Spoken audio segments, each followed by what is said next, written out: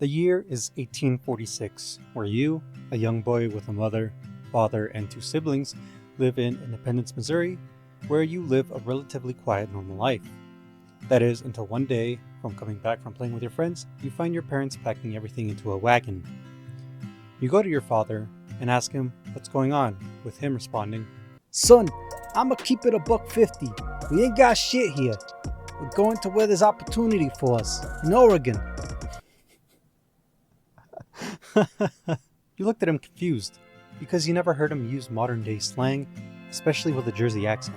That is, until you realized that the writer decided that it would be funny to make him talk that way, even though we're going to cover the dark side to the story in just a moment.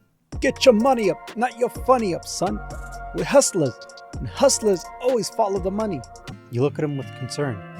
"But Dad, what about the dangers that happen on the trail?" He pistol whips you across the face. "Motherfucker, I am the danger. Now quit bitching and get in the wagon."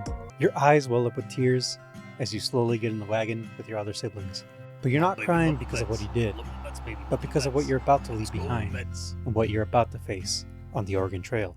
Welcome back, everyone. It's been way too long, but I actually have been able to finish a project, and I managed to squeeze one out of me during my very, very long break. So I'm gonna not try to dilly-dally, and we'll get right into the extreme dark and disturbing stuff that happened on the Oregon Trail. And before we kind of start, I'll leave an icon on the screen for you whenever we kind of delve into something that is very unsettling or something that you may not want to hear. And I'll also leave a timestamp in the video so that way you can just skip on through. And yeah, without further ado, let's begin. So we'll start off at the beginning of what would be known as the Oregon Trail, where from 1841 to 1869, about 350,000 people would actually set out on a journey that typically started in Independence, Missouri, where those taking the trail would actually either end up in either Oregon or later to California during the gold rush. Where even before then, the trail, it was originally made by trappers and traders that sold fur, which would later develop to missionaries travel west in order to expand and convert some of the Native Americans that lived in the region, up until more and more people started to use the trail as a migration route in order to travel to Oregon in order to look for more opportunity. So from 39 to 42, it would actually be what I would like to call the beta build of the trail, which it was when many were still exploring the part of the land, making maps, publishing books, and building the end of the trail, as to which was still very new territory, which we will cover in just a minute.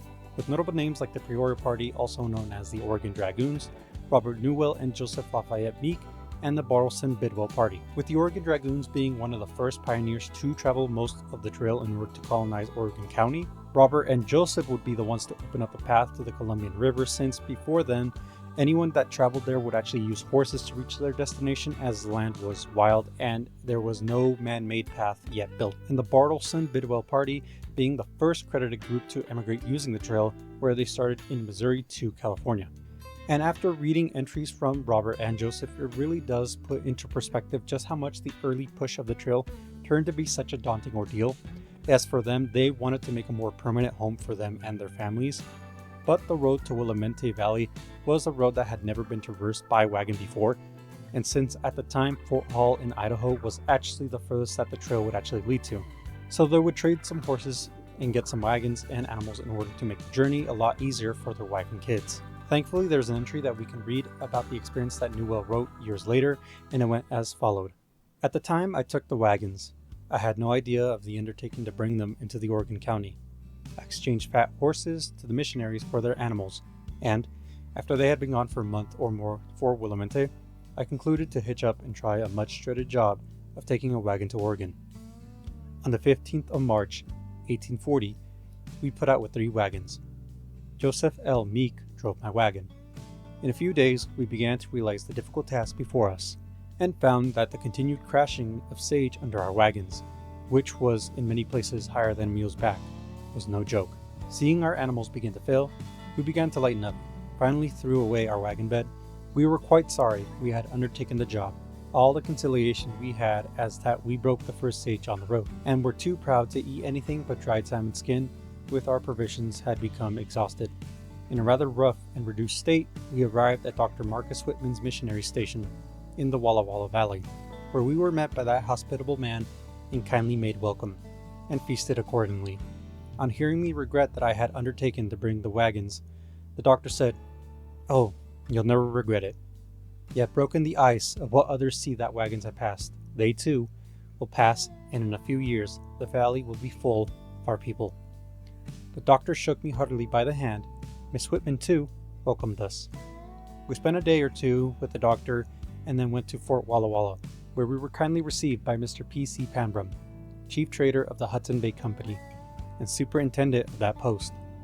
On the 1st of October, we took leave of those kind people, leaving our wagons and taking the river trail. So when you start to look at the start of the trail, you come to understand that just making it was no easy feat on account of the wildlife, the vegetation, and how at the time, to some degree, it was still not fully explored or documented, at least up until 48, which is when the first detailed map of California and Oregon were drawn. So that is some short and fun information about the Oregon Trail and its creation, but you've all come to learn about the more darker side of the trail. So let's go over some of them, starting with the most common and less, depraved, I would say, with those being drowning and disease.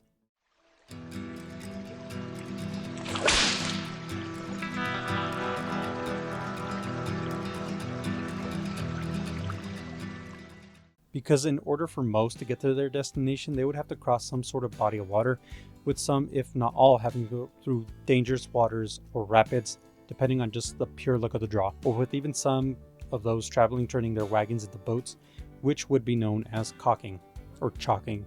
And it wouldn't be until much later when they actually began to build a lot more ferries and eventually toll bridges that would make it not just easier, but much more safer, with the only downside being it just more costly. And although there were some in the beginning years, it was still extremely extortionary and still not even 100% guaranteed as safe.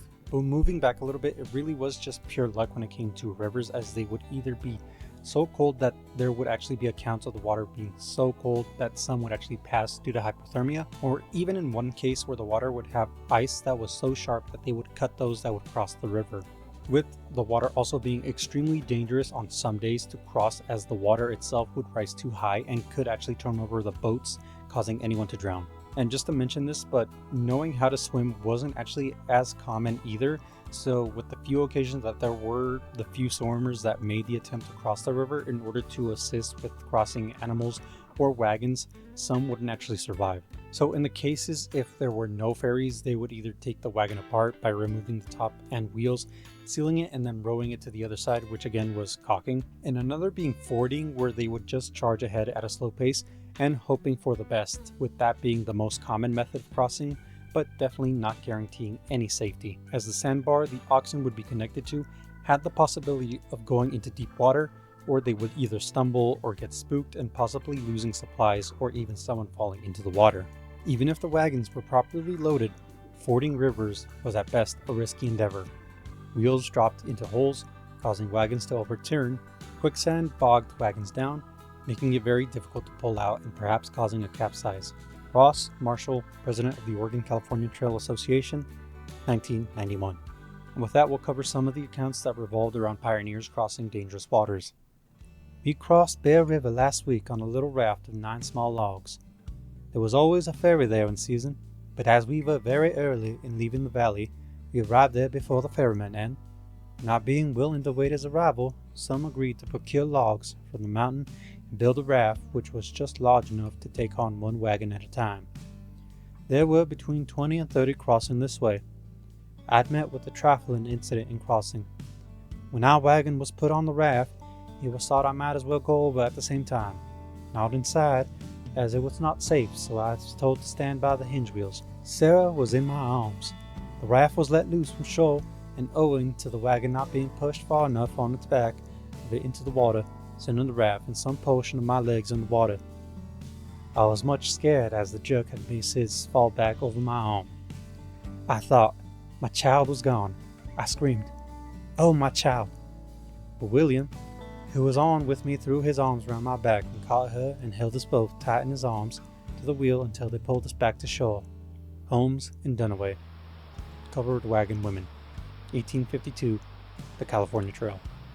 The crossing of Sweetwater near this point proved a terrible ordeal to the weary travelers, standing, shivering with cold, on the riverbank. They watched the huge pieces of ice floating downstream. The water at this crossing was about 2 feet deep, and other places still deeper.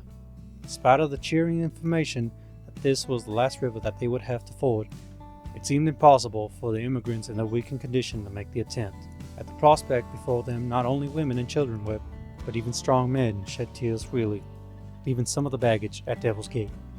The teams and wagons and some of the strong men with hand carts sent for the river at once, and David P. Kimball, George W. Grant, and C. Allen Huntington of the relief party entered the steamy ice determined to save a life.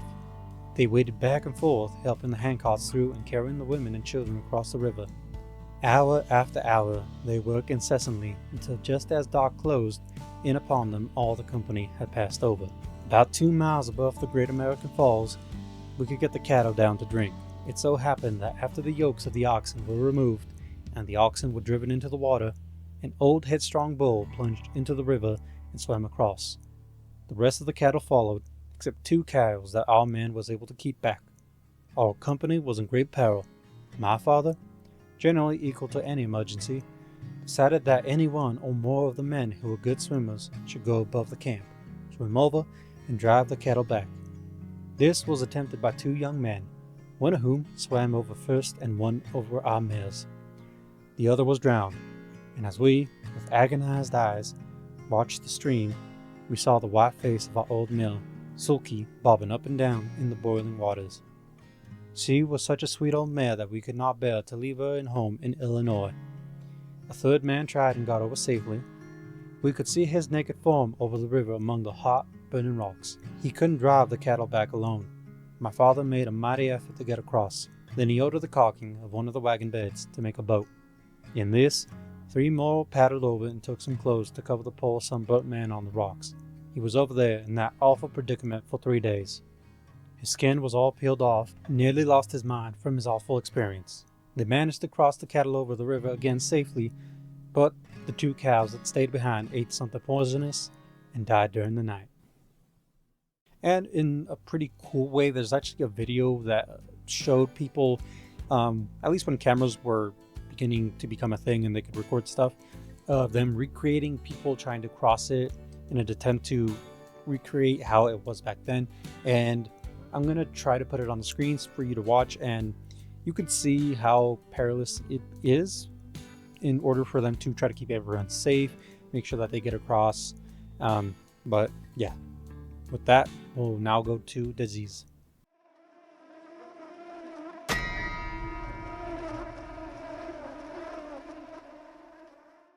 So the next common killer is, as mentioned, disease, with my findings showing that a good chunk of these were most of a lack of regular care of hygiene and a knowledge of contaminated water, such as cholera, dysentery, which is, haha, video game meme, and typhus, which are all fecal oral contractable diseases caused by contaminated water or poor hygiene, and then being made worse because they just wouldn't have clean water to alleviate or maybe even cure some of the symptoms before it became too extreme. And there would also be airborne diseases that would affect them, some even being more susceptible to children, which is horrible.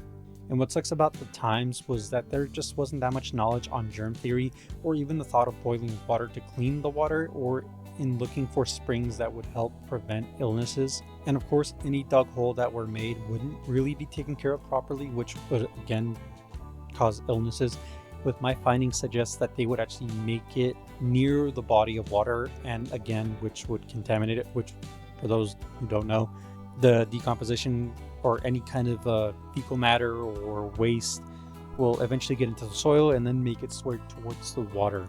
And the most tragic of it all is that they did not have toilet paper, which you kind of start to realize how good we kind of have it nowadays, having toilet paper.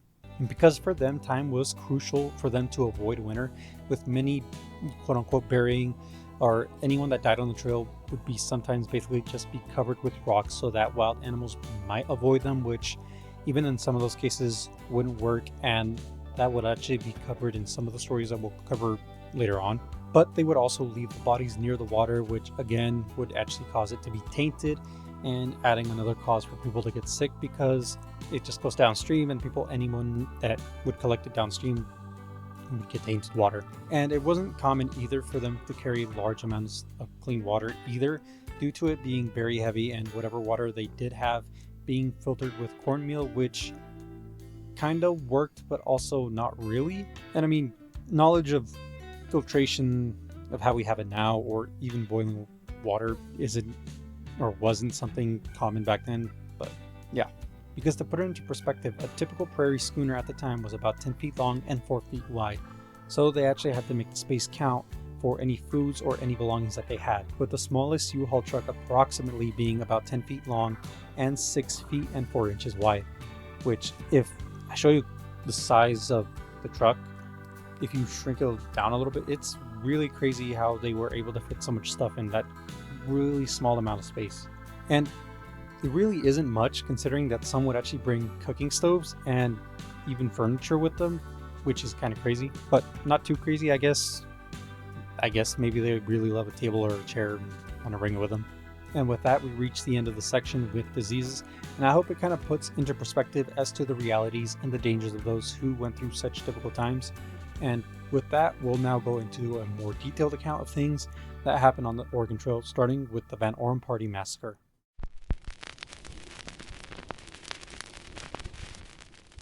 On May 1860, the Utter Van Orem Party would leave Wisconsin, with most heading to Willamette Valley in Oregon. The party would consist of 18 men, 5 women, and 21 children who would arrive at the military abandoned Fort Hall in August of the same year, and they wouldn't encounter any major difficulties along the way since the U.S. Army Dragoons had been stationed near the fort earlier that year, escorting wagon trains through the Snake River country. But for the Van Orem Party, they would actually be escorted for 6 days because supposedly the commanding officer was upset with some of the party members. 10 days would pass after they departed from the Dragoon escort, where they would arrive at Castle Creek, Idaho, near the border of Oregon. Later that night, some of their cattle would then be stolen by the natives. The next day, they would head northwest, where they would then be charged by natives trying to stampede their stock, but the wagon would actually form a defensive circle in order to protect the livestock with no success. And I'll actually put an image of what the defensive circle is if I can find it. But it is pretty cool how they're able to kind of do that like immediately. But the party, not wanting conflict, would either offer food or other items in order to avoid it. But the natives would try a different approach, with them acting in a more friendly manner where they would then leave. But it would be about a mile down the trail where they would then be attacked again by about 100 Native Americans, with them being a mixed group of Shoshone and Bannock, and possibly several white males joining them. They would be ambushed with 2 men, Private William Utley and Charles Kitzneal, being shot and killed at around 10 a.m. They would repel them and continue west, being on high alert due to the attacks, and the next day on the 10th in the late afternoon, they would be attacked again, with Judson Creasy losing his life as well. It would be around evening where the group would then decide to break out, leaving 4 wagons and their stock in order to distract them, with the ex-soldiers in the lead driving through the natives, where John Myers would then be shot. The attacks would continue, and they felt like they had to escape the attackers, so they would abandon their wagons and try to flee on foot. A wounded Elijah Utter would then be shot during the escape, with his wife Abigail and his 4 children refusing to leave his side. None of them survived. 2 pioneers would then escape down the trail after the soldiers who had left the train, which I'll show on screen, would disappear, with one of the soldiers' accounts mentioning that 2 of the soldiers would later be killed, and the one that made the account would report that no one else survived the encounter except him. The other remaining 27 survivors would flee to Snake River and hide within bushes, with only their clothes on their back, a few firearms, and some items. They would continue a mile down the river and would see the illumination of their wagons burning in the distance. Over a week would pass, with them traveling under the cover of night and resting during the day until they knew that they were not being followed anymore. September 17th, the group would find a cow where they would kill and eat it. 2 members, Goodsill Munson and Christopher Trimble, would then go ahead of the group to scout and see if they could find any help. The next day, the rest of the party would travel over 75 miles on foot, where they would reach the Oihe River crossing. Although physically tired and weak, they would manage to make 2 dugout shelter camps where they would wait for rescue. September 22nd. Munson and Trimble would come across the Reith brothers, Jacob and Joseph, who were traveling with Charles Chaffee at the Mulheer River Trail crossing, where they would kill a horse and send Trimble back with the meat for those at the Oihe River. Christopher would reach the camp, but had to lose some of the meat because it was too heavy for him to carry it all the way to the camp. In the meantime, the Reith brothers, along with Goodsill Munson and Charles Chaffee, would continue down the trail. Sometime later, a small group of Shoshone Indians would actually find the camp, where they would trade some food with the survivors. However, the Shoshone would forcibly take their guns, which kind of sucks, and they would proceed to leave. Trimble would go with them, becoming a willing hostage in the hopes of securing more food for the group.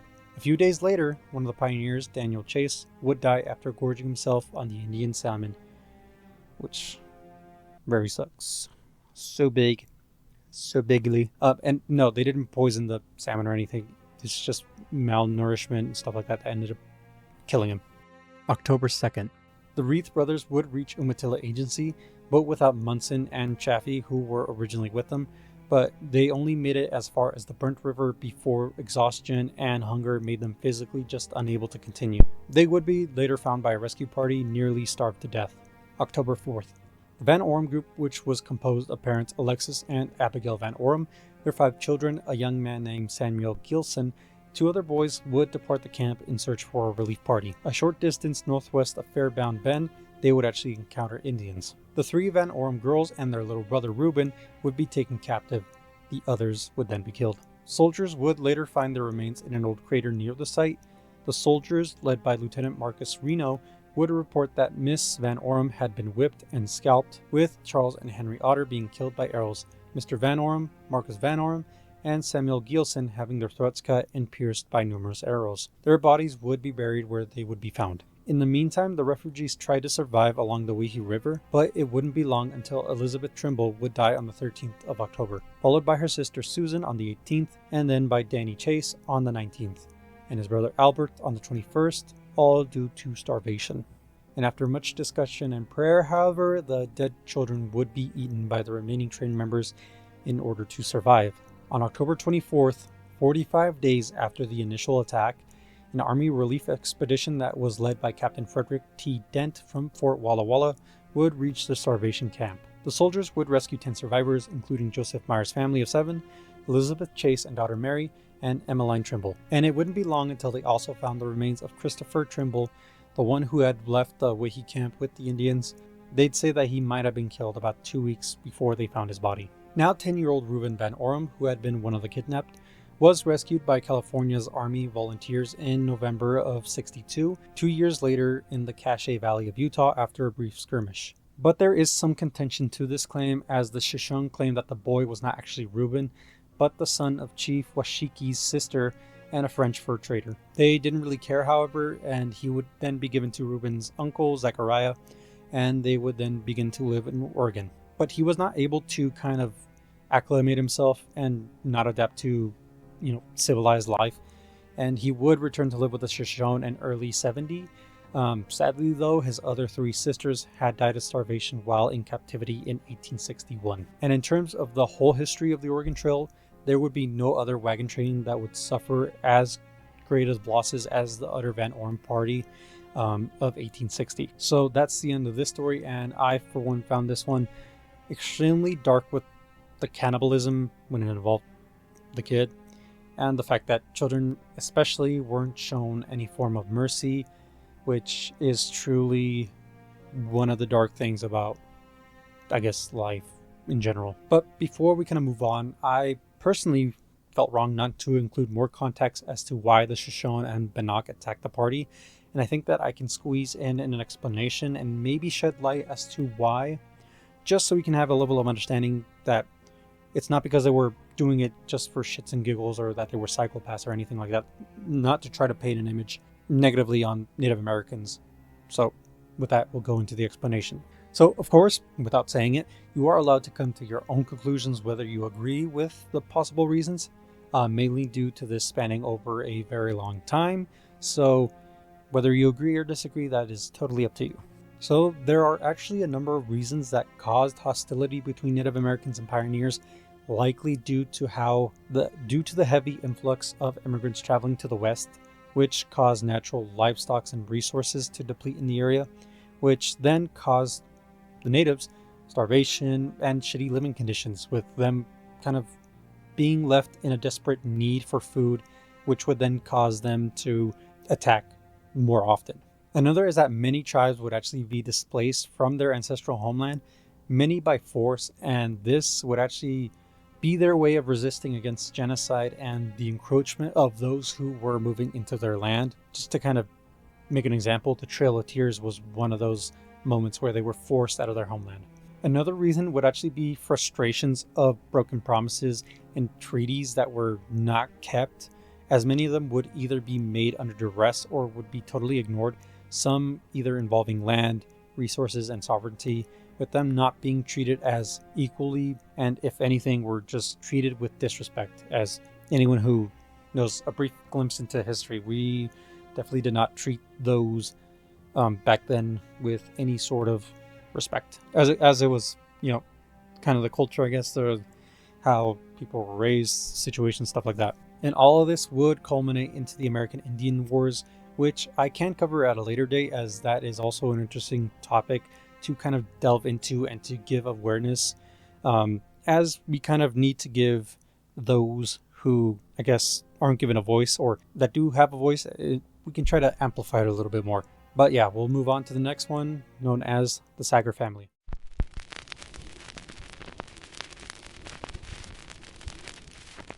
April 1844. The Sagar family would also be one of the many families to take part in their own migration to the west, with Henry Sagar being described as restless by his daughter Catherine, as before this trip he had moved his family 3 times, first in Virginia, then to Idaho, and then to Indiana. The couple would decide to move to Oregon, with Naomi thinking that it had a healthful climate, and they would sell their farm in late autumn of 43 and move to St. Joseph, Missouri, and until spring, where they would then join a party called the Independent Colony. It would be in late April where they would travel under the command of Captain William T. Shaw. 5 weeks into the trail, Naomi would then give birth to their 7th child, Henrietta. They would continue on the road, where a couple days would pass after the 4th of July, where their wagon, in an attempt to cross a bank, would overturn, severely injuring Naomi, but with not much that they could do, they would actually press on. A few hours before reaching Fort Laramie, another incident would occur with their daughter Catherine, who would have her dress caught on an axe handle when she jumped out of a moving wagon. Her left leg, trapped beneath the heavy wheels, would be broken in several places. This could have turned fatal under the lack of medical and sanitary conditions, given the situation. But because of the immediate treatment by Henry, she would actually survive and would only have a slight limp after recovery. After Henry treated Catherine, a doctor by the name of Dagon would come to check the leg and would then decide to stick with the family, treating Naomi, Catherine, and the baby during the journey. On August 23, 1844, the party would reach South Passing, Wyoming, where they would then descend into the Green River Valley, where there would then be an outbreak of typhus, also known at the time as camp fever. Out of those who survived from the disease, Henry would be one of the affected. It wouldn't take long until it started to take lives. After crossing the river, 2 women and a child would already be dead, with Henry's condition being no better, and if anything, worsening as well. He would be laid in a wagon next to Catherine, who would recount her father during one of those nights. Captain Shaw found him weeping bitterly. He said his last hour had come, and his heart was filled with anguish for his family. His wife was ill, the child small, and one likely to be a cripple. They had no relatives near, and a long journey lay before them. In a piteous tone, he begged the captain to take charge of them and see them through. That would be the night that Henry would pass. He would be buried on the banks of the Green River, but would be discovered years later to have been exhumed by some travelers who would discover his bones a year later, covered in coyote gnaw marks. Considering turning back, they decided that the train had gone too far west for them to return, and despite the fears of an unknown future, it was easier for them to stick with the group. Naomi, still weak from childbirth and mourning the death of her husband, now had to take care of all 7 of her children. But thankfully, she had the help of Captain Shaw and Dr. Dagon, who would make sure that the family was okay, with the doctor driving the oxen for the rest of the trip. Sadly though, as she was still weak, in despair, and mourning the loss of her husband, she would contact typhus not that long after her husband and would slowly become delirious and eventually, in Catherine's own words, would be described as perfectly insane at times. And it would be in the vicinity of present-day Twin Falls, Idaho, where Naomi Sagar would pass 26 days after her husband's death. Mother planned to get to Whitman's and winter there, but she was rapidly failing under her sorrow. The night and mornings were very cold, and she took cold from the exposure unavoidably. With camp fever and a sore mouth, she fought bravely against the fate for the sake of her children, but she was taken delirious soon after reaching Fort Bridger, and was bedfast. Traveling in this condition over a road clouded with dust, she suffered intensely. She talked of her husband, addressing him as though present, beseeching him in piteous tones to relieve her suffering, until at last she became unconscious. Her babe was cared for by the women of the train. Those kind-hearted women would also come in at night and wash the dust from our mother's face and otherwise make her comfortable. We traveled a rough road the day she died, and she moaned fearfully all the time. At night one of the women came as usual, but she made no reply to questions. So she thought her asleep and washed her face, then took her hand and discovered the pulse was nearly gone. She lived but a few moments, and her last words were, "Oh, Henry, if you only knew how we had suffered." The tent was set up, the corpse was laid out, and next morning we took the last look of our mother's face. The grave was near the road. Willow brush was laid on the bottom and covered the body. The earth filled in, then the train moved on, across the plains, in 1844. Before her passing, she would ask Dr. Dagon to squire the children to Marcus Whitman, who we have previously mentioned at the beginning. He was a well-known missionary in the Walla Walla Valley, and so, saying her goodbyes, the party would then bury Naomi Sager with her son John, who was the oldest, carving her name and age on a wooden headboard. With the kids climbing into the wagon, mourning the loss of both of their parents, Dr. Dagon would continue to set off for Walla Walla Valley. Although the two boys, John and Francisco, who were 13 and 12, would take care of themselves, the 5 girls, however, Catherine, Elizabeth, Matilda, Hannah, and the baby, who were 9, 7, 5, and 3, would still need the care of adults. And despite the rest of the families also trying to survive, they would show mercy to the children, taking care of the little girls, and several nursed the baby so that it could survive the trip. Specifically shouting out William and his wife Sally having an active role in caring for and feeding the children. With even a moment in time, the train actually running out of food besides meat during the journey, and the Shaws would actually split their last loaf of bread among all of them, which, shout out to the captain for doing that. Late October 1844. The party would arrive at Walliapple, which is now present-day Walla Walla, Washington, where they would arrive to the Whitman's residency, where Narcissa would come out to greet the children. But when she did, she would find the kids dirty, barefoot, with both the boys and Catherine crying, who were overcome with weariness and relief at having the journey reaching its end. The other children would look at their siblings, confused and afraid, but more due to them not knowing what was going to happen with them next. At first, Marcus and Narcissa would only want 3 of the children, but they would be convinced to keep them all at least until spring. The 7 orphans would then find a new home under the strict but caring nature of the Whitmans, with Catherine also recounting the selflessness of the company that took care of them during their journey. We were all taken care of by the company. There was not one, but they would share their bread with us. Although Narcissa only wanted one of the children, she would bond with the other girls and would then decide to keep all of them as well. And it would be July of 45 where Marcus would then get custody of the children, making them permanent members of the family. But not everything was great with some of the children, specifically Frank, who decided to run away as he didn't like how strict and disciplinarian they were, and he would eventually return after remembering the promise that he had made to care for his sisters. And they would live happily together, which would have been great if this was the end of the story, but sadly that is not the case, as another tragedy would befall the Whitmans and their kids. Joe Lewis, a previous resident of the Whitman household, along with a group of Cayuse men, would attack the Whitman residence, where they would knock on the door demanding medicine, and Marcus would then go and give it to them. And while Marcus was conversing with Tiliokite, he would then be distracted and be struck twice in the head by Tamahas. And just to mention, Tamahas has previously had an incident with Marcus in the past. And then after being struck twice, he would then be proceeded to be shot in the neck by another man. John would see this and would charge at them with his pistol before being shot as well. The Cayuse would then go outside attacking any man or boy that they saw working, which would be around the time that Narcissa found her husband fatally wounded. Placing the child on the bed, Miss Whitman called us back and started for the kitchen, but changed her mind.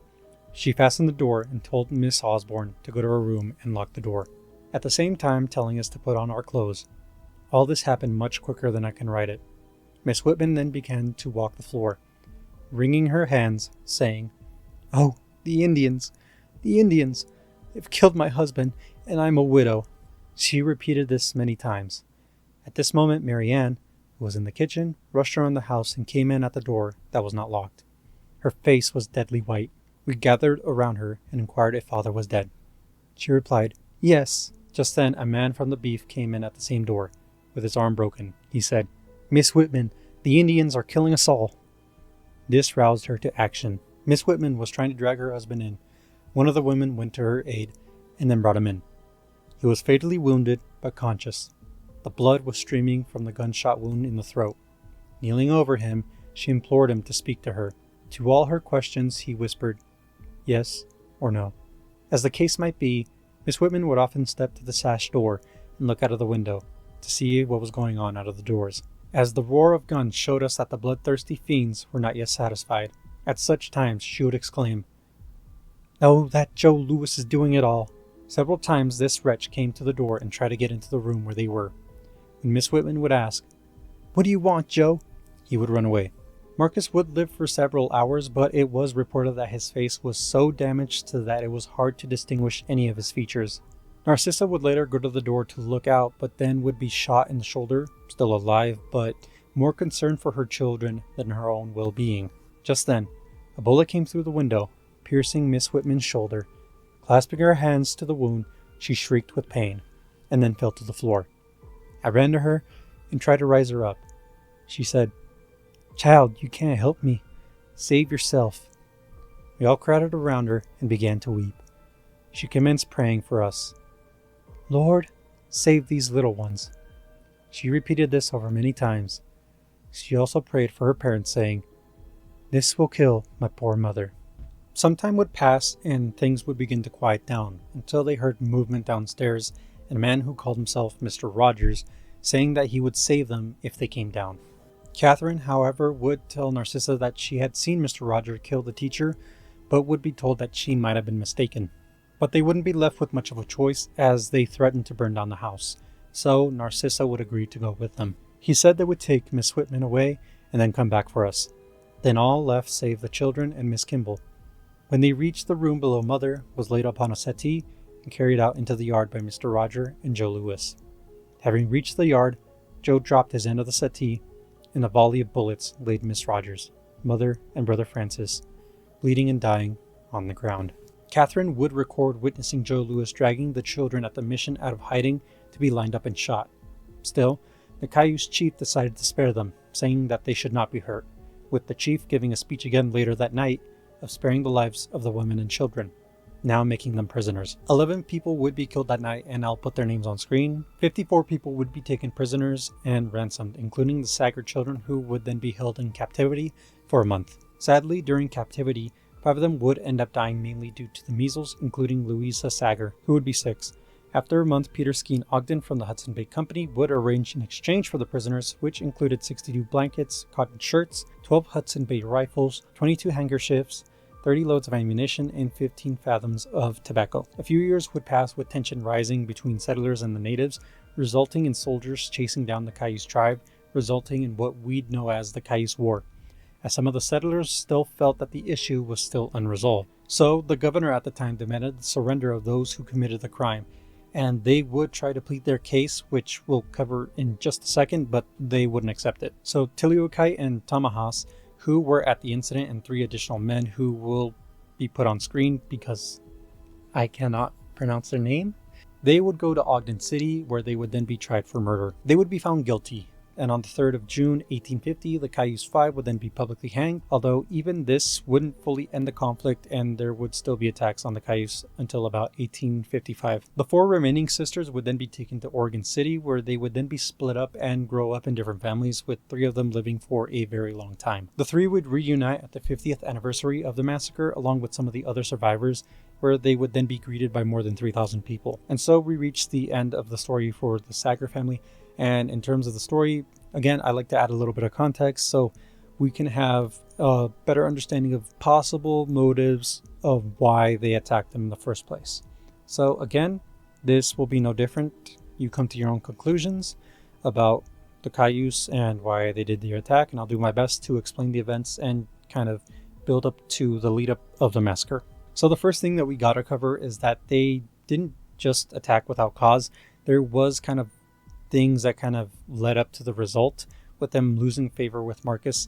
And we'll start off at the beginning with the start of the mission, because they had came to an agreement on being able to build on the land in exchange for goods among the Cayuse and Nez Perce, along with showing them how to farm and produce their own goods. And the Cayuse, for the most part, were pretty nice to them, as they would loan them animals to plow so that they could build the home. But to put it in the nicest way, Narcissa was a bit rude and kind of racist, at least in my opinion, as when they built a room that was specifically for the natives, they would not be allowed into other parts of the house. And in writing a letter, Narcissa would mention, quote, "We have to come to elevate them and not to suffer ourselves to sink down to their standards." With Marcus later asking them to build a church, but they would refuse because they believed that the house was more than enough. But the Whitmans would then explain to them that, quote, "We could not have them worship there, for they would make it so dirty and fill it so full of fleas that we could not live in it." And that obviously didn't go well with the Cayuse, as they found Narcissa to be kind of a prideful snob and Marcus to just be plain rude. But in the end, they agreed again to allow for the construction of the mission, believing that they would then keep their promise of paying them back. But to the shock of not so many, when it actually came time to pay, Marcus would balk at them, so refusing to fulfill any sort of agreement, insisting that the land was given to them for free. So Untipe, who was the chief who owned the surrounding land, would then return the following winter again to ask them for payment, along with medical attention for his wife, who was sick at the time, telling him that, quote, "Doctor, you have come here to give us bad medicines. You come to kill us, and you steal our lands. You had promised to pay me every year, and you have given me nothing. You had better go away.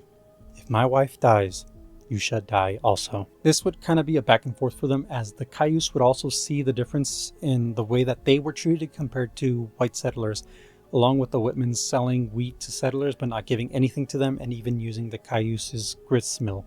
There would then be Catholic priests who would arrive in 1839 and would begin a competition with the Christians in order to try to convert the natives, with the Catholics Blanchette and Delmiers preaching to them and alleging that Whitman didn't want them to attend his services. And this wouldn't be helped, as the Catholics would actually build good rapport with the natives, with Whitman not helping his case, as he would preach to them saying that they were in a, quote, "lost, ruined, and condemned state," in order to remove the hope that worshipping would save them, and even telling them that their interpretation of Christianity was just wrong. There would be claims from anti-Catholic ministers saying that a possible reason for the massacre was because the Catholics told the Cayuse that Whitman caused disease to their people and inciting them to attack. But keep in mind, that's just a claim with no evidence as far as I can see, and it was made by people who were anti-Catholic, so take it with a grain of salt for both sides, not just one. There would be 2 occasions of poisoning, with the first involving a melon patch in order to deter the natives from eating it, which...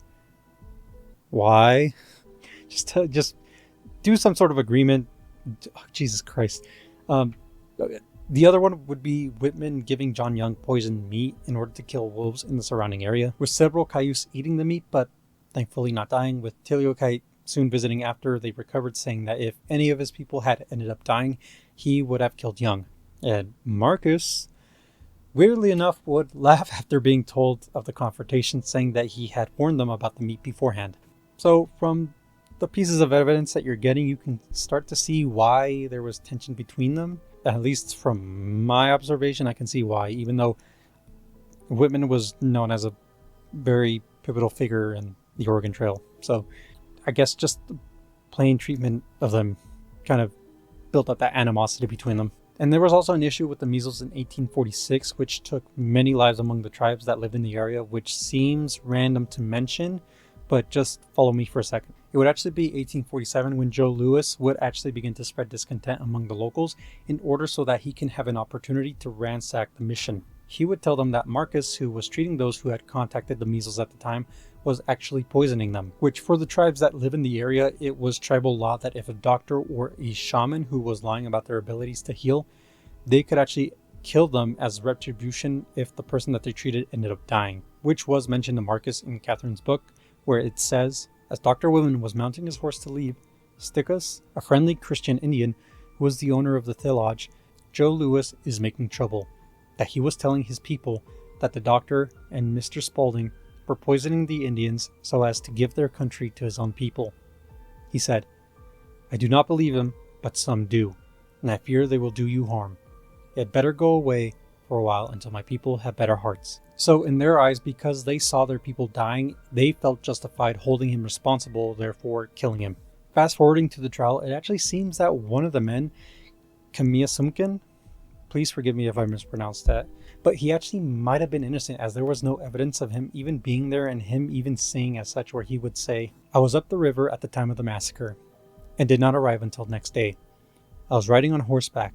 A white woman came running from the house. She held out her hand and told me not to kill her. I put my hand upon her and told her not to be afraid. There were plenty of Indians all about. She, with the other women and children, went to Walla Walla to Mr. Ogden's. I was not present at the murder, nor was I in any way concerned in it. I am innocent. It hurts me to talk about dying for nothing. Our chief told me to come down and tell all about it. Those who committed the murder are killed and dead. The priests say I must die tomorrow. If they kill me, I am innocent. My young chief told me I was to come here and tell them what I know concerning the murders. I did not come as one of the murderers, for I am innocent.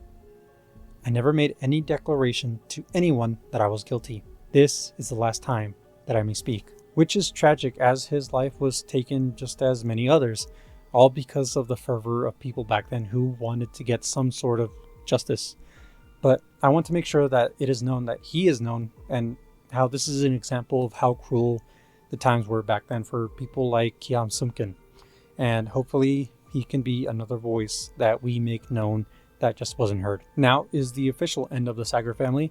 I am curious to know what you think of this one. I have my own thoughts, but I mainly wanted to end by just saying that the true tragedy is the loss of life, especially the kids who, in my opinion, shouldn't have to experience that much loss at such a young age, and especially those of John and Frank among the other victims who shouldn't have to die just because of a quarrel between both parties. But of course, this is just me saying it more for the people who were innocent, and in my opinion, the natives who were manipulated by Lewis. But yeah, for that, we move on. With that, I recommend that if you like the story, you should definitely take a look at Catherine's book, Across the Plains in 1844, which will tell more about her story and what they went through. It is not that long, so you should be able to get through it very quickly. It kind of gives a brief description of her life on the trail, the loss of her family and stuff like that. I definitely recommend you check that out. But without further ado, the next one is The Donner Party.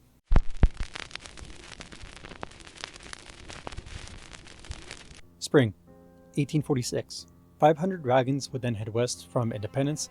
At the rear would be a group of 9 wagons containing 32 members of the Reed and Donner family, along with some employees who had left on the 12th of May. A 60-year-old George Donner, who lived in Louisiana along with his wife and his 5 children, which I will put on screen, who were aged here, would travel alongside his younger brother with his wife and kids among other members of the party.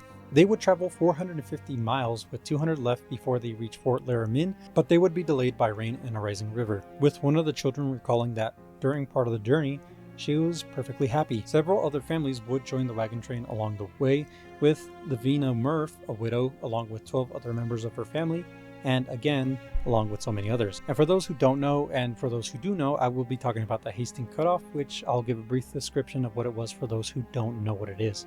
You see, the Hastings Cutoff was a shortcut written by Lansford Warren Hastings, which was an alternate route for immigrants to travel to California.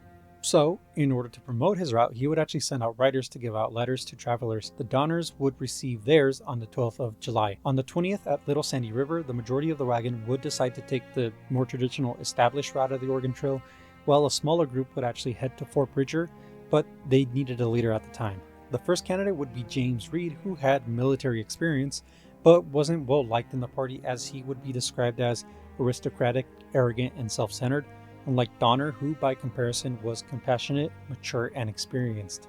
And although the group as a whole was fairly well off, the majority of them would be inexperienced in any form of long, difficult overland travel, that is, the Rocky Mountains and the Salt Flats, not to mention that they weren't even equipped with interacting with Native Americans. So before they arrived, they would actually send out a journalist by the name of Edwin Bryant to reach Black's Fort a week ahead of the group, with him finding that it was going to be hard for the group to travel, especially because of the women and children.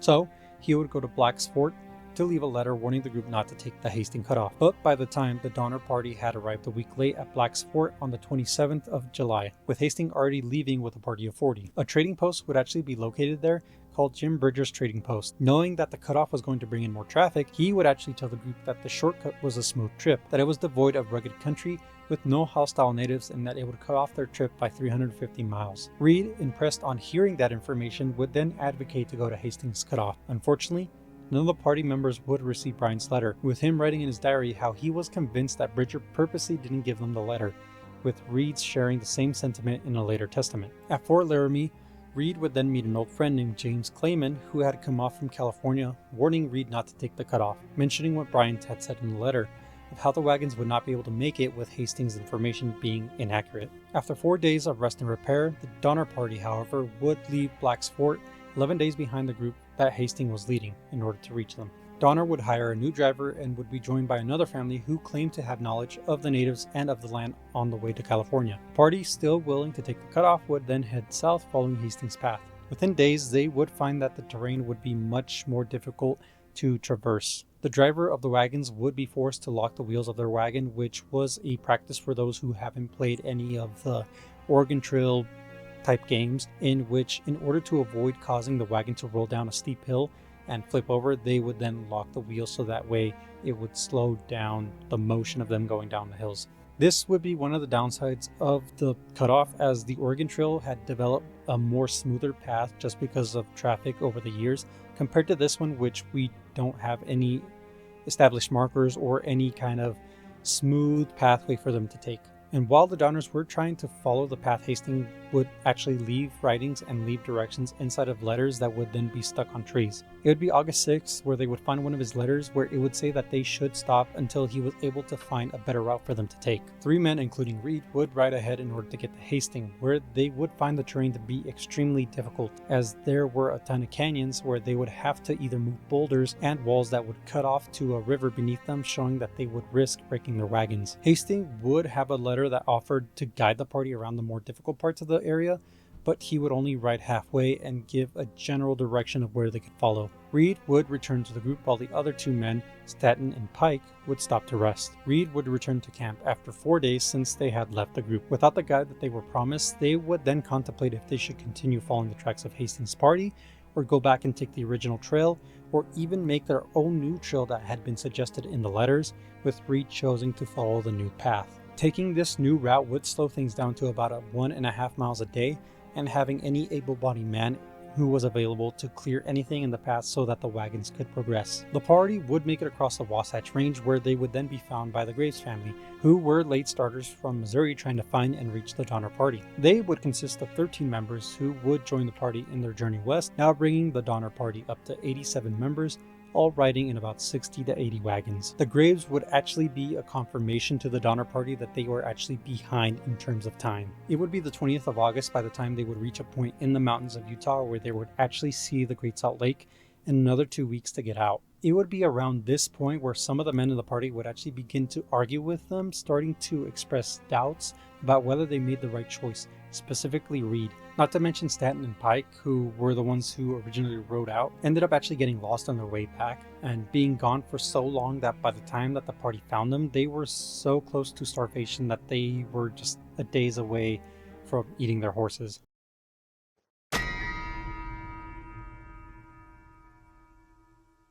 On August 25th, one of the party members, Luke Helleran, would actually pass due to tuberculosis, and a few days later they would actually find another one of Hastings' letter, this one looking more tattered than the last. The letter would contain information informing them that they were in for 2 days and 2 nights of a long and difficult journey ahead, as they would cross the Salt Lake Desert, where they would then have no food or water available. In preparation, the party would then rest their oxen and prepare for the journey ahead.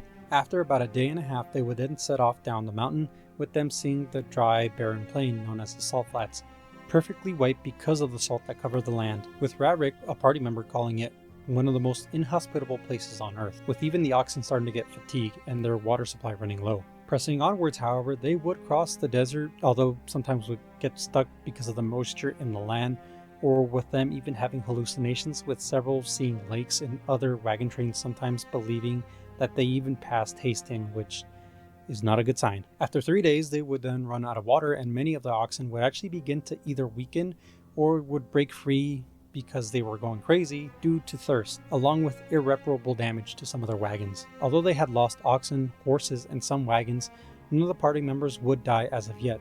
So in that aspect, it's good so far. Although they were told that the journey across the desert would only take 2 days, the reality is that it actually took them 6. Once they reached the springs, no one in the party had any faith in the cutoff. In the meantime, however, they would actually gather their bearings, looking for any more lost cattle or recovering any of the wagons. Because of this, Reed would then decide that everyone would have to give inventory of any goods or food that they had. He would also suggest that 2 men should go ahead to Fort Sutter in California, where the founder of the fort, a man known as John Sutter, would provide them some aid. Charles Stanton and William McClutchan would then volunteer and head out. The remaining party would be pulled by the limited cattle that they had left, with 2 men scouting ahead to see how much desert they had left to cross. And although the cattle and oxen were exhausted and very lean due to them not grazing that much, they would relatively pass through the remaining 40 miles of desert with no casualties. In fact, it seemed that for the group, as they continued forward on the journey, it actually seemed to get easier crossing the Ruby Mountains, and although they had really hated Hastings at that point, they weren't really left with any other choice but to continue to follow his tracks, which were now weeks old. After about 2 months since they took the cutoff, they would now be back on the path of the traditional trail around the Humboldt River, being delayed for about a month now, which is not a good sign. As they made their way along the river, they would actually meet some of the Paiute natives along the way, who would join them for a couple days, but would eventually either shoot or steal some of their oxen and cattle due to food scarcity. The group would now be well into October, with the Donner families deciding to split in order to make better time. But 2 wagons in the remaining group would actually be tangled, resulting in John Snyder beating an ox. But when Reed went to intervene, Snyder would actually start to get physical with Reed, hitting him in the head with a whip handle. But when Reed's wife tried to break the men up, she would then be struck, which then led to Reed fatally stabbing Snyder. Those who were present were trying to figure out what to do, as American law didn't really apply at the time, since at that time it was Mexican territory. So they kind of had to establish their own rule of laws, which applied to many of the parties that went on the Oregon Trail. And although they had seen Snyder instigate in the altercation and assaulting Reed and his wife, they all liked Snyder more than Reed, so then they would first suggest hanging, but ultimately came to the decision to just ban him from the group alone, while his family would be taken care of, which is kind of crazy that they immediately went to hanging. So he would leave the next morning unarmed, but would be given a rifle and some food by his stepdaughter. And because of the constant hardships that they had over and over, the Donner Party would eventually splinter into different groups, only to look out for themselves and being distrustful of the other members, with even the animals showing you just how rough that journey started to become, as the vegetation would become more scarce as winter started to creep on by, weakening them with every step. As a way to help lighten the load, they would actually have everyone walk, with Kissyberg ejecting a 70-year-old man by the name of Hardoop from his wagon, telling him that he had to either walk or die. A few days later, Hardcoop would sit next to a stream, his feet swollen to the point that they had split open. After that, he wouldn't be seen again. William Eddy would try to plead to the others to go look for him, but they all refused, saying that they would, quote, not waste no more resources on a man almost 70 years old. In the meantime, Reed would actually catch up to Donner and would take one of his teamsters, Walter Heron, where they would then share a horse and move on ahead. The parties would rejoin later, but would continue to experience more hardship, with natives chasing away all the Graves' horses and losing another wagon along the way. And with more and more vegetation disappearing, the Paiutes would continue to steal and kill their cattle, which would spread them even more thin. It would be at this stage where they had lost almost 100 oxen and cattle with no rations left. Wolfinger, who had basically lost all of his cattle, stopped at the Humboldt Sink to bury his wagon, who would be assisted by 2 other men. They would be the only ones to return, saying that they had been attacked by Paiutes who'd killed Wolfinger, which it's kind of suspicious, especially looking at it at first. Like, really? There's nothing to show that they were attacked or something? Like, it just seems suspicious to me. They would have one more stretch of desert to cross, with a family again losing their oxen to natives, but they would gain little help from the other families and be forced to walk, carrying their children and with no water to quench their thirst. Soon after, Margaret Reed and her children would also go without a wagon. Thankfully, they would find the Truckee River near the border of Nevada and California. But for them, there was no time to rest, as they would press on and try to cross the Sierra before the snow started to arrive. Stanton, who was one of the men who left a month earlier to get aid from Cali, found the party bringing mules and food from Sutter Fort, along with 2 Native American guides, Luis and Salvador. Stanton would also bring news that Reed and Heron, although haggard and starved, reached Sutter's Fort. Rarick would be recorded saying, "To the bedraggled, half-starved members of the Donner Party, it must have seen that the worst of their problems had passed." Now faced with the last push over the mountains, they were described as looking worse than when they went through the Wasatch Range. The Donner Party would have to decide whether to continue forward or to rest their animals. On the 20th of October, they would get news from Sutter's Fort that the pass wouldn't be snowed in until mid-November. It would also be around this time when a party member would die due to a gun being set off on them carelessly, which kind of a preview for things to come, I guess. And I'm guessing the death of this person would cause them to make a decision to push forward, with some families going forward and the Donner parties going last. And that would result in problems almost immediately, as only a few hours after traveling, an axle would break in one of their wagons. So they would send Jacob and George to go into the woods to find a replacement, and although George would gain an injury as a result, it wasn't life-threatening, at least not yet. As the snow began to fall, the very first group, the Breens, would actually make a very difficult and very risky vertical slope to the Truckee Lake, and would then camp near a cabin that had been built by a previously traveling party. And then the Eddies and Kiesebergs would follow soon after, joining the Breens, where they would attempt to make it over the pass, but would not be able to find the pass, so they decided to turn back and make camp, except for the Donner party, who were half a day's journey behind. There would be 60 people at the time, which consisted of 19 men, 12 women, and 29 children, where they would try to make themselves at home in the cabins and try to make it livable. The Donners, however, which consisted of 12 people, 6 men, 3 women, and 12 children, who had to hastily make tents in preparation for the snow as it began to fall, an early sign of a storm that was coming. With little food remaining from what they got from Sutter Fort, the oxen would then begin to die, with them beginning to freeze. And although the lake wasn't frozen at that point, no one knew how to fish lake trout. And although they did get lucky and managed to kill a bear, that would be one of the few things that they would be able to get. And there was no generosity within the group, as the Eddies would be charged for the price of 2 oxen for the corpse of one that had starved. More and more desperation would grow in the camp, with them making attempts with small groups to try and get over the pass, but with no luck. A severe storm would cover the area, lasting more than a week, causing their only remaining food, their cattle and horses, to die and be lost in the snow. Life at the lake was depressing, to say the least, as the cabins were cramped, filthy, and would be covered in so much snow that they would not be able to go outside for days. And their only food consisted of oxhide strips that would be boiled into a jelly, and then that would be consumed, which would then cause an upset stomach, and then boiling horse and ox bones repeatedly to make soup, so much so that it would eventually become so brittle that it would just crumble when chewed, or sometimes charring it and eating it little by little. Even the Murphy kids would be so hungry that they would even start to pick at the oxhide rug that they had placed in front of the fire pit, roasting it and eating it. Which I never tried oxhide, and I hopefully never have to, but I imagine it's pretty gross to eat, especially turning into like a jelly. The party would make makeshift snowshoes in an attempt to cross the mountain pass, leaving the remaining members to take care of the children, which now made 2/3 of the group.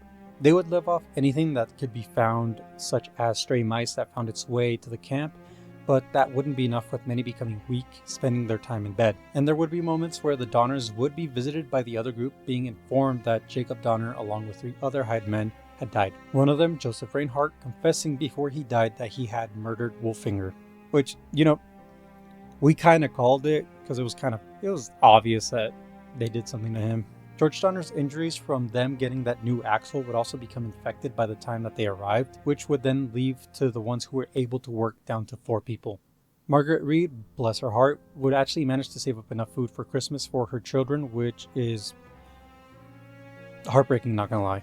But by January, they would start to face starvation and started to consider eating the oxhide that was used as their roof, because some of the cabins didn't have any protection in terms of the roof, so they had to use oxhide in order to protect themselves from the elements. Seeing as they were in a really bad situation, some of the women attempted to go out and search for food because they thought it would have been better for them to do that than to watch their kids starve. But with no luck, they would return after 4 days, coming back to their cabins now unlivable, and they would use the oxhide that served as their roof as food, but the Graves would one day come by to collect on the debt that they owed when it came to the oxen, with them taking the last of the oxhide, which I'm trying to sympathize with them coming back for the debt, but it's so heartbreaking just seeing how low everyone gets in this situation. It really is heartbreaking. And it wouldn't be long until the party started to fall, with 2 dying first due to malnourishment. They would try to fashion 14 pairs of snowshoes, sending a party of 17 to try and make an attempt to Bear Valley. This party would be called the Forlorn Hope, or I believe it was called something else, but this is what I'm going to be calling them. But because they didn't have enough snowshoes, 2 would then decide to turn back early on, with them making one for a 12-year-old Lumel Murphy to try and catch up to the group. And although the snowshoes weren't the best, they were actually still pretty effective during their climb. The party just wasn't prepared or equipped to travel in the snow, with even most of them developing snow blindness. And it would be the 21st of December when Stanton, who was following behind the group, started to lag more and more. He would actually tell them that he would follow them shortly after, but he never did and would be found in the same location the following year. With the group becoming more lost and confused and going hungry for so long, Patrick Dolan would suggest someone volunteering to die so that the others could eat them, which would suggest either a duel or someone doing a lottery or even just waiting for someone to fall. The blizzard, however, decided to choose for them, as Antonio would be the first to die, being followed by Franklin Graves. As the blizzard progressed, Dolan would begin to rant, going into delirium before taking off his clothes and running into the woods, where he would return before dying just a few hours later.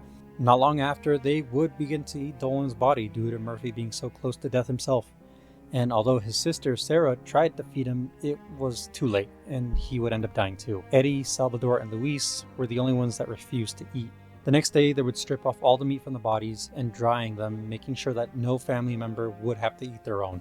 After resting for 3 days, they would set off again, with Eddie soon becoming ravenously hungry and eating the meat until it was gone.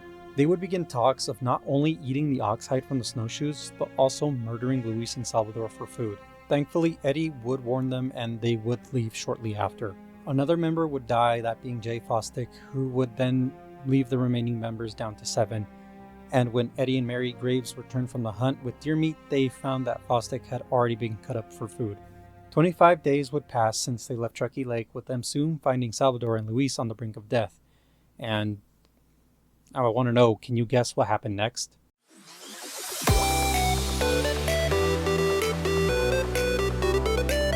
Did they A. save them, B. emoted on them, C. rescue came, or D. killed them? If you guessed B, you would be severely wrong. They killed them. They killed them. William Foster would be the one to kill the men, shooting them both, butchering them, and then again storing the meat. And I guess in a weird sense of humor that I guess fate, life, whatever have you, decided to put on the group, they would actually stumble onto a Native American settlement. They were in pretty rough shape too. They also looked deteriorated to the point of them initially fleeing out of fear for them. Which, I guess, weird sense of humor for them to kill a Native American and then fighting Native Americans. And even though they were also starving, God bless them, Jesus Christ, they also gave them little food. They have nothing and they're still giving. They gave them what little food they had, with those being acorns, grass, and pine nuts. And after some days, the tribe would actually help Eddie to a ranch in a small farming community at the edge of the Sacramento Valley.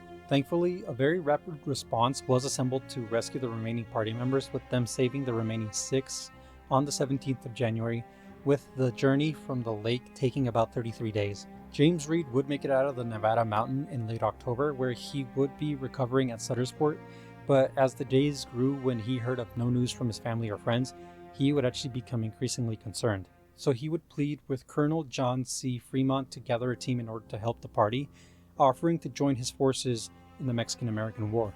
He would also be joined by the Harlan Young Party, who had arrived on the 8th of October, who had expected to find the Donner Party on the western side of the mountains along the Bear River near Emigrant Gap, but only found a migrant couple who had been separated from their group.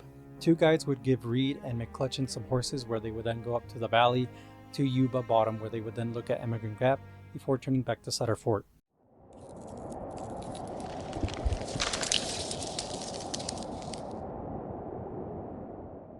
Because the Mexican-American War, there wouldn't be that many men that would be able to offer assistance, with only 3 responding to the call to form a rescue party.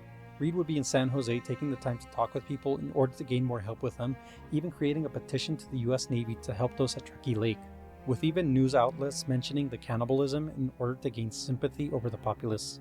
The residents of Yerba Buena would actually raise about 1,300, which is around 43,000 as of today, more or less, in order to build 2 camps to supply for a rescue party. This rescue party would include William Eddy on the 4th of February, which would then be delayed due to the river being overfilled due to rain. Eddy would station at Bear Valley, while the others would make steady progress in order to cross the pass to Truckee Lake, caching their food at stations in order not to carry it all, with only 3 turning back and 7 forging on to save those at Truckee Lake. On the 18th of February, the 7-man party would scale Fremont Pass, getting closer to where Eddie told them. They would then begin to shout. On the 18th of February, the 7-man party would scale Fremont Pass, getting closer to where Eddie had told them they would be, which is when they would begin to shout. Miss Murphy, although in a haggard state, appeared from a hole in the snow, would then look up at the party and say, "Are you men from California, or did you come from heaven?" Wasting no time, they would then begin to give food in small portions in order not to kill them from giving them too much food too soon. They would find the cabins all buried in snow with the ox hide leaving an overpowering rotten smell due to them being in the snow for too long. 13 of the people in the camp died with their bodies being loosely buried on the snow near the cabin's roof. Which is, God bless them for not eating them, but 3 of the rescue party would actually go on ahead to the Donner site, bringing back 4 children and 3 adults, all malnourished and in an awful state. Leanna Donner would have difficulty walking up the steep incline from Alder Creek to Truckee Lake, writing an account about how, quote, "Such pain and misery as I endured that day is beyond description." And George's infection was also in such a bad state that he just could not physically move. And 23 people would be chosen to go with the rescue party, which would leave 21 at Truckee Lake and 12 at Alder Creek. The rescuers, also not wanting to tell them what the Forlorn Hope group did, would try to tell them that most of them did not return because they passed because of frostbite. Sadly, Patty and Tommy Reed, who were 9 and 4, would be too weak to cross the snowdrifts, and with no one else that was strong enough to carry them, Margaret would actually have to watch her 2 weakened children make their way back to Truckee Lake without her by their side, with Margaret telling Aquila Glover to swear on their honor as a Mason that they would return her children. And just before they left, Patty would turn to her mother telling her, quote, "Well, Mother, if you never see me again, do the best you can." And in old shitty fashion, in my opinion, the Breens would actually initially refuse to let the kids back in their cabin, but thankfully they were given food and they begrudgingly compromised in letting them back in. Once reaching the first cache, they would then be a bit dejected upon finding that it had been broken into by animals, which left them without food for 4 days. And during the walk over the pass, John Denton would actually slip into a coma before dying. Sadly, however, he would be followed by 3-year-old Ada Kieseberg, with her mother filled with so much anguish that she just refused to leave her child behind. The rescuers would then begin to grow more concerned that the kids would not survive, with some of them eating the buckskin fringe from one of the rescuers' pants and the shoelaces of another, which that must be so heartbreaking to see as someone trying to rescue families and kids, to see how bad of a condition that they are in. It really is heartbreaking. But Faith decided to show some mercy to the relief party, as on their way down the mountain they would actually be met with the next rescue party, finding James Reed within the group. Upon hearing his voice, Margaret would actually sink into the snow, crying and overwhelmed at hearing the voice of her husband again. After those who made it safely into Bear Valley, Jacob Donner's stepson William would sadly break into a food store because of his hunger and ended up eating himself to death, which is tragic. When they reached Sutter's Fort, Virginia Reed would write, quote, "I really thought that I had stepped over into paradise."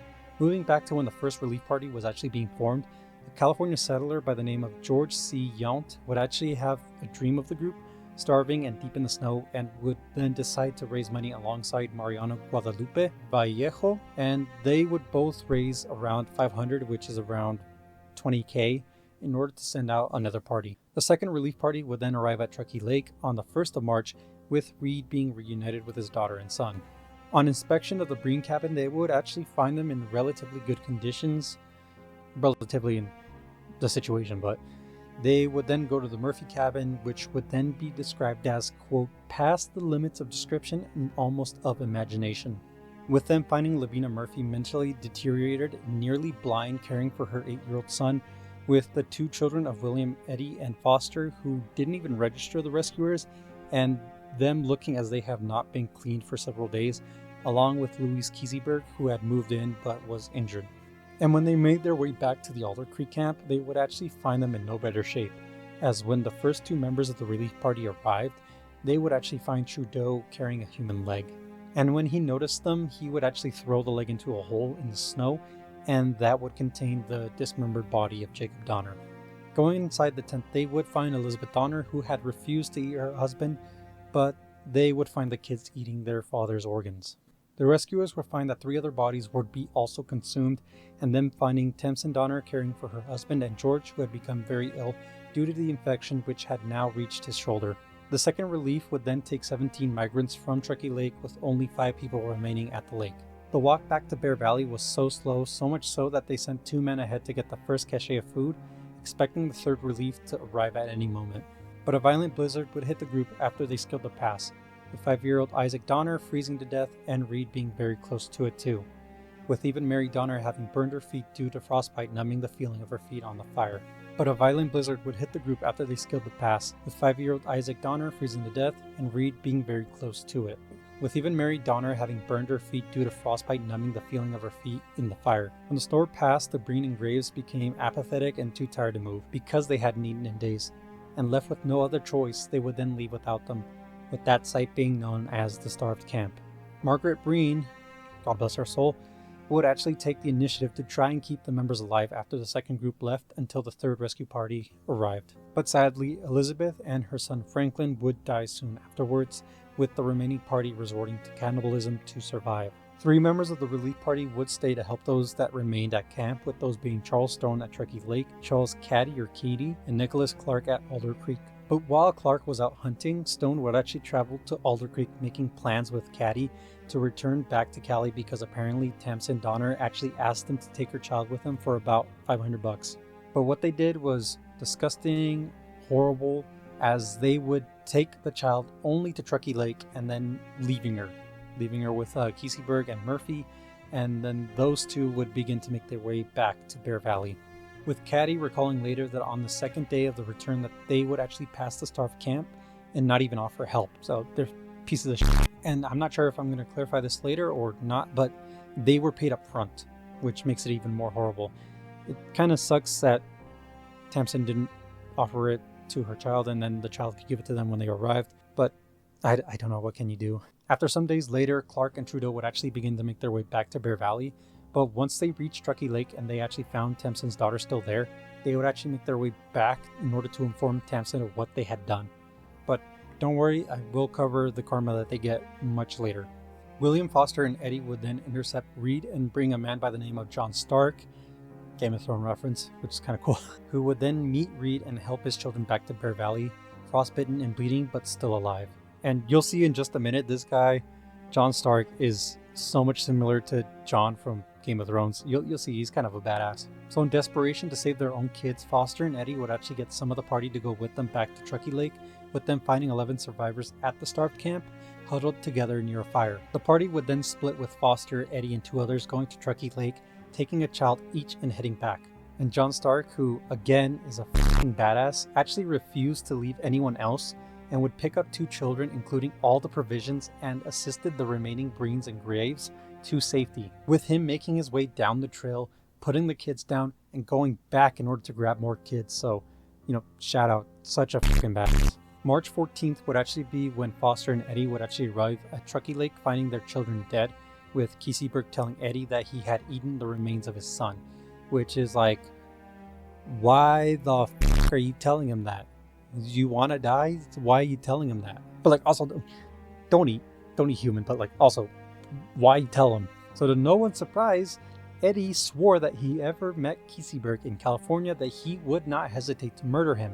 Reasonably so. So them making their way to Alder Creek, they would then find George and Jacob Donner still alive, with Tamsin having arrived from the Murphy cabin in order to see her daughter. And God bless her, she actually chose to stay with her husband, even though she would be told that another relief party would not be coming anytime soon.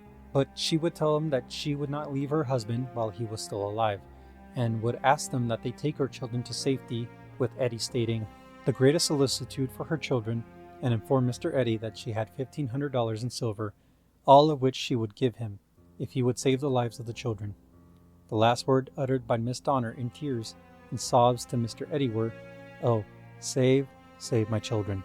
Before saying their goodbyes and knowing that this would be the last time that they would see each other, Georgia Donner would recount by saying, "There was hardly time for words or actions, and none for tears," with Eliza remembering how they listened to the sounds of her voice, felt her goodbye kisses, and watched her hasten away to father, over the snow, through the pines, and out of sight, and knew that we must not follow.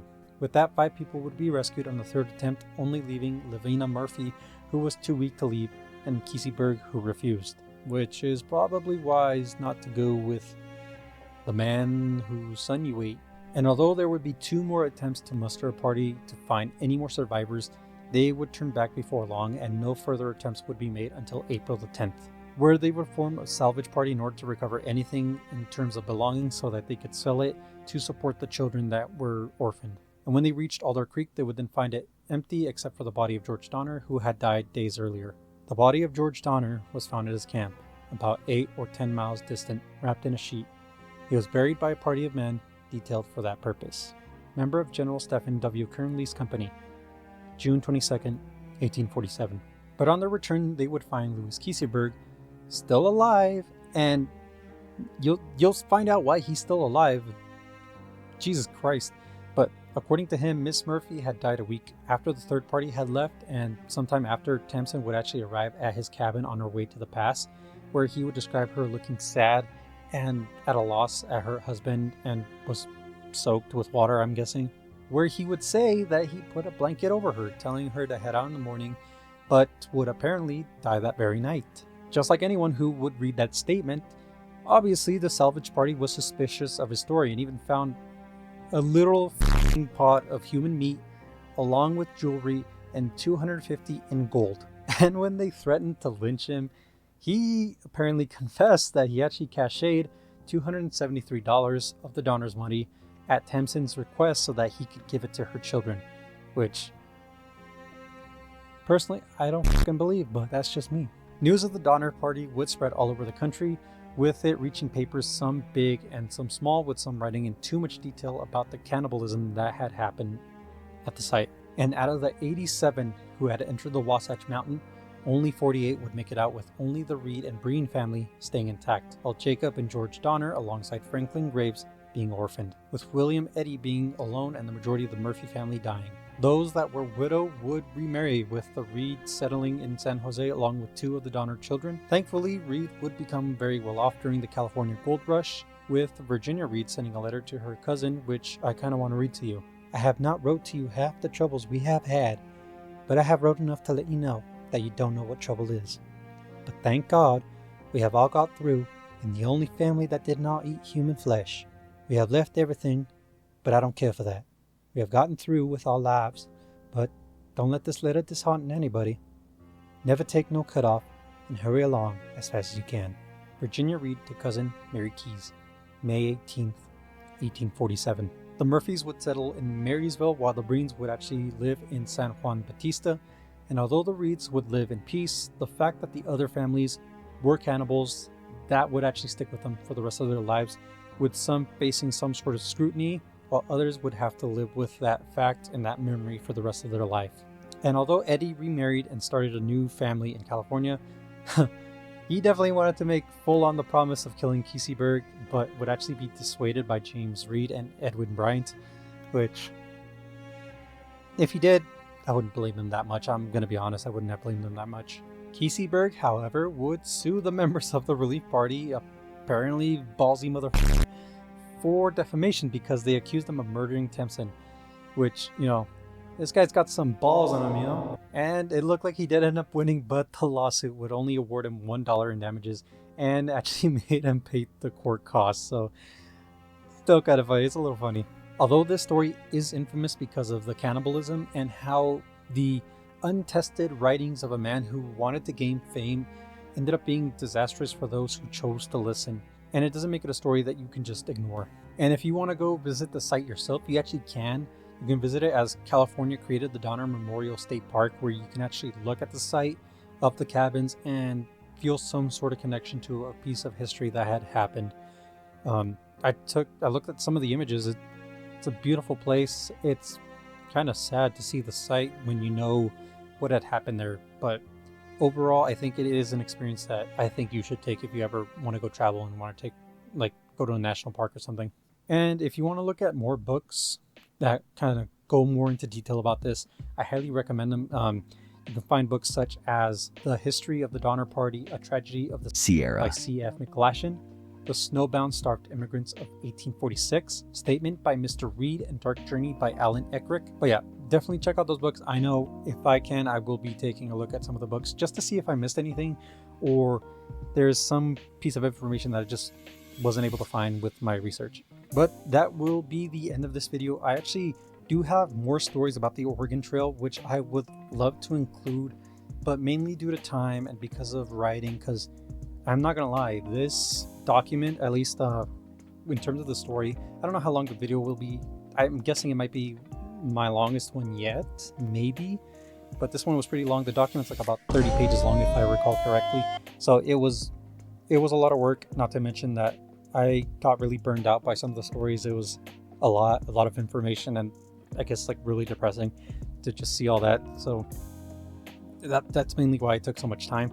By the time this will upload, I probably have already played, recorded, and edited and uploaded Resident Evil. So don't count that one, because I'm gonna say it in that video and I'm gonna say it in this one, that I'm just gonna play it, record it, and upload it whenever I can, because I personally wanted to play it really badly, and I don't care about, you know, uploading it at a specific time. I'm going to try to upload it as frequently. You'll still get this, you'll get the dispatch videos, and then you'll get anything that comes in the future in terms of projects.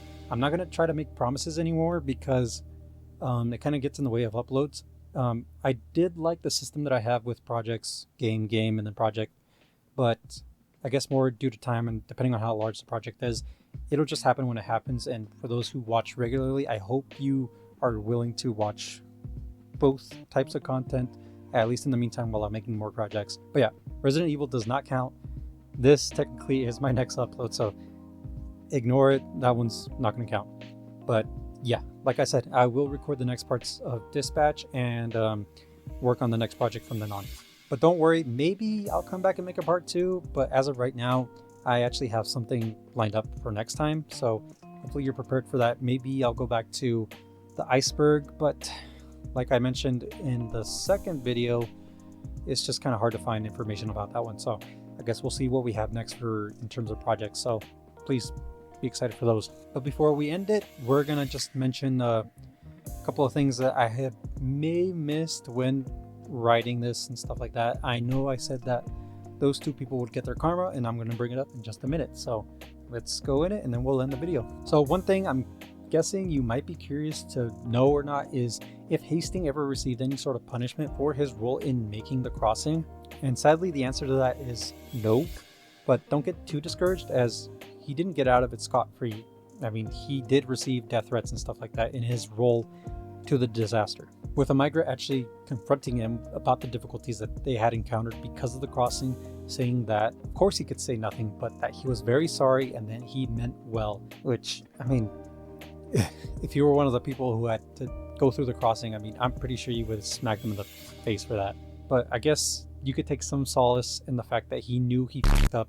But is it enough? Personally for me, no, but I guess we can take whatever we get from that.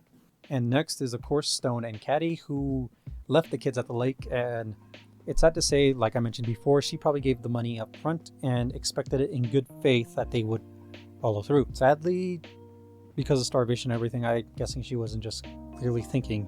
But yeah, as much as I wish that she could have gave her kids the money and then them give it to them, it's not like I can change the outcome of things that have already happened, you know?